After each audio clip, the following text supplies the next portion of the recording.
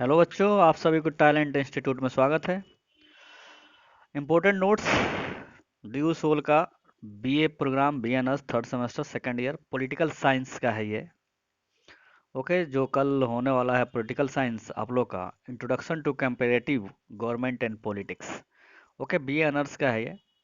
Question है, पूंजीवाद को परिभाषित कीजिए। क्या आप इस बात से सहमत हैं कि वैश्वीकरण आधुनिक पूंजीवाद का प्रतिरूप है? उदाहरण सहित स्पष्ट कीजिए। तो एक दो बच्चे कमेंट्स किए हैं कि सर आपने जो करवाया उसमें से आया नहीं। बच्चों, भाषा एंड समाज से बहुत, जितना मैंने क्वेश्चन अपलोड किया था उसमें से दो तीन आ ही गया था। कल का पेपर था जो your laws and your rights, उसमें से पांच क्वेश्चन मैंने अपलोड किया, तीन क्वेश्चन हूबहू आया था। तो ऐसा मत बोलिए कि नहीं आया, ठीक है ना? आता है। तीन क्वेश्चन आ जाना कम नहीं होता। ओके। और ये मैं तो भगवान नहीं हूँ कि मैं जानता हूँ कि आपका कौन सा प्रश्न आने वाला है। लेकिन अगर ऐसे में अगर तीन क्वेश्चन आपको लड़ गया तो काफ़ी है आपके लिए। ओके। और मैंने बोला है कि रिलेटेड, अगर उस क्वेश्चन के रिलेटेड जो मैंने अपलोड किया उसके रिलेटेड है तो आप लोग यहाँ से लिख सकते हैं। ओके, आपके पास इतना दिमाग है कि आप लोग उसमें से बना के लिख सकते हो। ओके, तो जल्दी से आप लोग चैनल को सब्सक्राइब कर लो और अपने दोस्तों में ज़्यादा से ज़्यादा शेयर करिए। ओके, ताकि कोई भी बच्चे छूट ना पाए और उनका भी पेपर अच्छा से जाए। चलिए अब इसका आंसर देखते हैं। तो ये रहा क्वेश्चन, पूंजीवाद को परिभाषित कीजिए। क्या आप इस बात से सहमत है कि वैश्वीकरण आधुनिक पूंजीवाद का प्रतिरूप है? उदाहरण सहित स्पष्ट कीजिए। तो देखिए यहाँ पे, पूंजीवाद एक आर्थिक व्यवस्था है। पूंजीवाद क्या है? एक आर्थिक व्यवस्था है। इस व्यवस्था में सरकार की बाजार को नियंत्रित करने में कोई खास सक्रिय भूमिका नहीं होती है। पूंजीवादी अर्थव्यवस्था में उत्पादन या निर्माण के साधन मुख्य रूप से निजी स्वामित्व में होते हैं। जिन व्यक्तियों के पास निर्माण के साधन जैसे कारखाने, मिल, उद्योग आदि होते हैं, वो इनमें इनसे उत्पादित माल को बेचकर लाभ प्राप्त करते हैं। पूंजीवाद व्यक्तियों को अपने लाभ और आय का प्रबंधन करने का अवसर प्रदान करता है। ओके बच्चों, चलिए। आर्थिक विकास के लक्ष्य को प्राप्त करने के लिए विश्व के अधिकतर देश लोकतंत्र और पूंजीवाद दोनों को अपनाने की कोशिश कर रहे हैं। इन दोनों को बाजार की होड़, राजनीतिक बहुलवाद, जन कल्याण और आर्थिक स्थिरता के सही साधन के रूप में देखा जा रहा है। भारत में एक पूंजीवादी बाजार है जहां ग्राहक और कंपनियां एक दूसरे के साथ मुक्त बाजार में प्रतिस्पर्धा करते हैं ताकि ग्राहकों को वस्तु के लिए सर्वोत्तम सेवाएं और सर्वोत्तम मूल्य मिल सके। ठीक है ना? अगर मान लीजिए कि कोई एक ही कंपनी है, खाने पीने का सामान बेच रहा है, तो एक ही कंपनी है तो आपसे ज़्यादा रेट लेगा अपने सामानों में। अगर लेकिन उसी मार्केट में उसी की तरह और भी है सब, तो आपको क्या होगा? रेट थोड़ा कम मिलेगा। यहाँ पे क्या हो गया? कंपटीशन आ गया। हालांकि हमारे देश के पूंजीवाद में समाजवाद की कुछ विशेषताएं भी है, जहां सरकार स्वास्थ्य सेवाओं और बीमा के लिए कार्यक्रम चलाती है। भारत को पूंजीवाद और समाजवाद दोनों के अच्छे सिद्धांतों के मिश्रण वाली मिश्रित मिश्रित अर्थव्यवस्था माना जा सकता है। पूंजीवाद और समाजवाद दुनिया के विभिन्न देशों द्वारा अपनाई गई दो प्रमुख आर्थिक और सामाजिक व्यवस्थाएं हैं। समाजवाद और पूंजीवाद के बीच मुख्य अंतर बाजार में सरकारी हस्तक्षेप की सीमा का है। पूंजीवाद में बाजार को सरकार द्वारा सक्रिय रूप से नियंत्रित नहीं किया जाता, जबकि समाजवाद में सरकार का बाजार पर पूर्ण नियंत्रण होता है।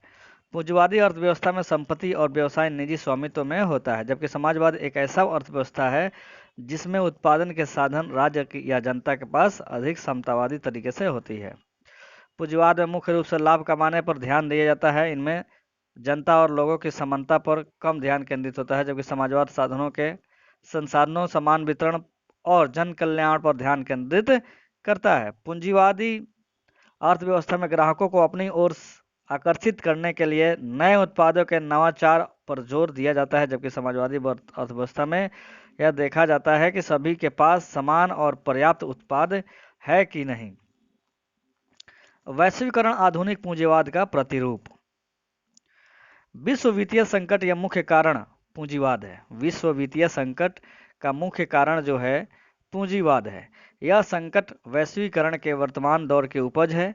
वैश्वीकरण ने आर्थिक मुद्दों पर जोर तो दिया, लेकिन इसने सामाजिक मुद्दों की अपेक्षा की।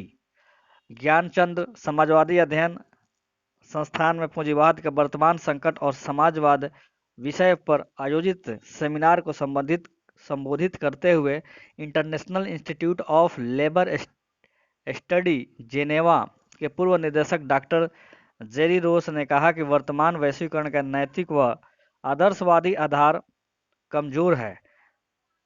ठीक है। डॉक्टर रोस ने कहा कि वैश्वीकरण ने समानता की बात कभी नहीं की। गरीबी व बेरोजगारी की समस्या का समाधान नहीं हो पाया। पूंजी के निर्बाध अंश को विश्व में कहीं भी जाने की तो इजाजत दे दी गई है, लेकिन श्रम के कहीं भी जाने पर रोक है। उन्होंने कहा कि अब पूंजीवाद को संकट से उबारने के लिए उसे अपने में मौलिक सुधार लाना होगा। सामाजिक उद्देश्यों को पूंजीवाद में शामिल करना होगा। इसके लिए वैश्विक नियंत्रण की व्यवस्था करनी होगी। उन्होंने संकट से मुक्त होने के लिए ग्लोबल पॉलिटिकल गवर्नेंस की परिकल्पना को साकार करने पर जोर दिया। साथ ही डॉक्टर रोड्स ने कहा कि सामाजिक उद्देश्यों को पूरा कर पूंजीवाद समाजवाद के भी करीब पहुंचेगा। कार्यक्रम की अध्यक्षता करते हुए संस्थान के निदेशक प्रोफेसर एन.के. चौधरी ने कहा कि पूंजीवाद के समक्ष व्यापक संकट उत्पन्न हो गया है। इसका असर व्यापक, गहरा और लंबा होगा। इससे भारत भी प्रभावित हुए बिना नहीं रह सकता। पूंजीवाद इस संकट से उभर पाएगा, इसमें संदेह है। प्रोफेसर चौधरी ने कहा कि पूंजीवाद को खात्मा होगा और इसकी कब्र पर समाजवाद का फसल लहलहाएगा। वैश्वीकरण को आमतौर पर समस्त विश्व में बाजार पूंजीवाद के उदय से जोड़ा जाता है। पूंजी, वस्तुओं और श्रम का मुक्त प्रवाह तथा तकनीक के विकास को इस प्रक्रिया से जोड़ा जाता है। इससे समाजवाद के पतन और भारत, चीन एवं पूर्वी एशिया का अद्भुत सफलता के साथ ही इतिहास के अंत की घोषणा के साथ अंकित किया जाता है। वैश्वीकरण प्रक्रिया के मूल कारकों को लेकर विचारकों को भिन्न भिन्न मत है। कुछ विचारक इसे ज्ञानोदय का परिणाम, तो कुछ विचारक इसे आधुनिक और निरंतरशील प्रक्रिया मानते हैं। जो भी हो, पर इस घटनाक्रम का मूल कारक सामान्यतः वाशिंगटन सर्वसम्मति को माना जा सकता है, जिसने दूसरे देशों को व्यापार, प्रत्यक्ष निवेश और अल्पकालिक पूंजी लाभ हेतु अपने बाजार खुले रखने के लिए प्रोत्साहित किया।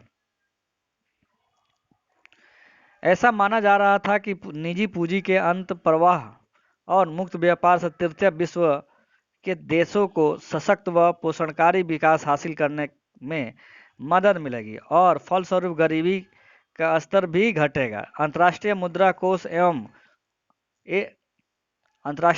कोष एक और विश्व बैंक जैसी अंतर्राष्ट्रीय संस्थाओं ने सभी राष्ट्रों पर पूंजी बाजार उदारीकरण के लिए दबाव डाला और इन संस्थाओं का वित्तीय बाजार विचारधारा में विश्वास था। इस संस्थाओं ने किसी भी तरह से आयात बाधाओं को कम करके राजनीतिक व्यवस्था की स्थिरता और स्वस्थ आर्थिक प्रबंधन के लिए विकासशील और अल्प विकसित देशों को निर्देश भी दिए। उदारीकरण, निजीकरण और वैश्वीकरण को उन्नत पूंजीवाद देशों को भरपूर समर्थन मिला। इस प्रयास ने विश्व को अल्प अवधि में समाहित कर लिया और इससे विरोधाभासी परिणाम पैदा हुआ। एक ओर इसने तकनीकी उन्नति के माध्यम से दुनिया को आपस में जोड़ दिया, तो दूसरी ओर इसने तृतीय विश्व के देशों के लिए पर्यावरणीय ह्रास, संपदा के असमान वितरण,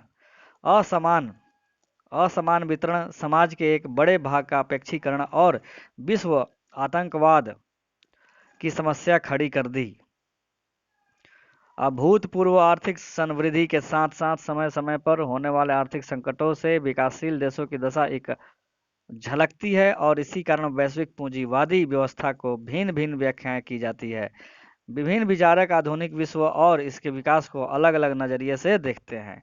कोई भी आधुनिक विश्व के विकास में पूंजीवाद के महत्व को अनदेखा नहीं करता, बल्कि विभिन्न विचारक ने इसे विकास प्रक्रिया में पूंजीवाद के योगदान के महत्व को लेकर कई विचार प्रतिपादित किए हैं। मोटे तौर पर साहित्य के दो भाग हैं जो विभिन्न प्रकार से वैश्वीकरण की प्रक्रिया पर चर्चा करते हैं। इनमें से साहित्य का संबंध अंतर्राष्ट्रीय संबंधों से है, तो दूसरा विश्व व्यवस्था सिद्धांत से जुड़ा है। पहले दृष्टिकोण के विचारक राष्ट्र राज्य व्यवस्था का विकास और विस्तार पर ध्यान केंद्रित करते हैं। वे एक एकात्मक प्रभुत्व संपन्नकर्ता के रूप में राज्य का वर्णन करते हैं, जिसकी अंतर्राष्ट्रीय व्यवस्था में महत्वपूर्ण भूमिका है। तो यहीं पे समाप्त होता है बच्चों। तो ये रहा introduction to comparative government and politics, political science का है, बीए ऑनर्स, जो कि कल इनका पेपर होने वाला है। तो और भी इस पे वीडियो मैं देख रहा हूँ, और आप लोग के लिए मैं और भी वीडियो अपलोड होगा। बहुत इंपॉर्टेंट क्वेश्चन है पूंजीवाद वाला, पूंजीवाद से अगर आता है तो आप लोग यहाँ से लिख सकते हैं। ओके बच्चों, तो आप लोग इसको पढ़िए, अपना थोड़ा सा पढ़िएगा, तभी कल थोड़ा इसमें से लिख सकते हैं। ओके, फिर मिलते हैं अगले वीडियो में। थैंक यू सो मच बच्चों।